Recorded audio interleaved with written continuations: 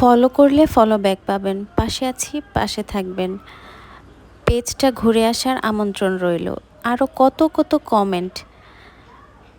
আপনারা কি জানেন যে এই সব কমেন্টগুলো করেই কিন্তু আপনাদের পেজের রিচ আপনারা কিন্তু কমিয়ে ফেলছেন। হ্যাঁ, আপনারা কমেন্ট করেন, অবশ্যই গঠনমূলক কমেন্ট করতে হবে।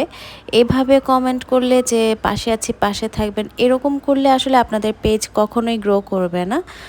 আরও উল্টা হচ্ছে পেজের রিচ কমে যাবে। ফেসবুক মনিটাইজেশন কন্টেন্টের কিছু রুলস আছে, সেগুলোর মধ্যে কিন্তু এই পলিসিটা পড়ে না।